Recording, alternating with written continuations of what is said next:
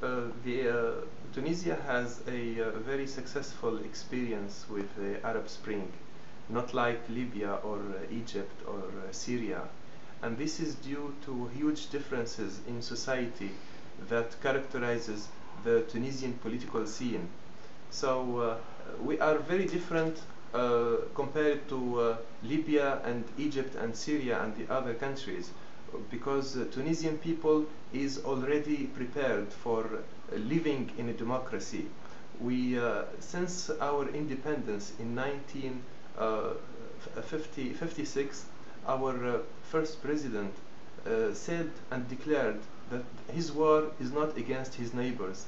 He is not willing to make a big military, but his war is against diseases, against illiteracy, and against inequality. He wanted to form a Tunisian people that is well educated and with good health and with a very big, solidarity and equality. So we are used to the values of liberties. We are used to the values of freedom of expression. We are used to the values of democracy. But although we were living in a dictatorship, we know, we are educated, and we know what is good for Tunisians and how to participate in the political scene. And secondly, we have no arms traffic in Tunisia.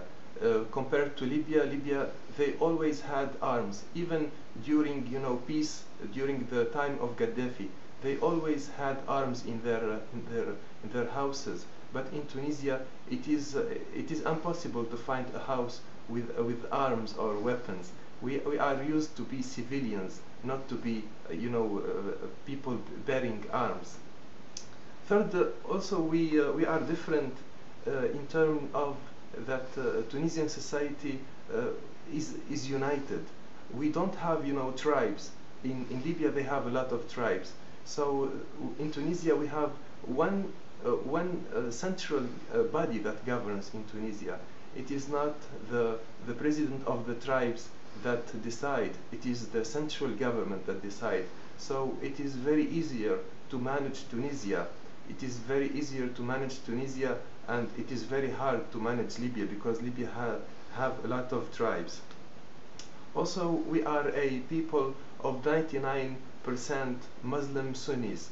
We do not have, a lot of significant minorities. So we have no tension between people. We are living a solidarity. And the last, difference that I want to mention is that even since the the dictatorship, Tunisia has always a active civil society. Although this civil society was oppressed and was persecuted, but the civil society existed under dictatorship. And between civil society organizations, there were always been a contact. There were always been, some project in common under dictatorship. So when we took democracy and when we changed the regime, the civil society enjoyed their full freedoms, and they become more fruitful and more helpful for the democratic Tunisia.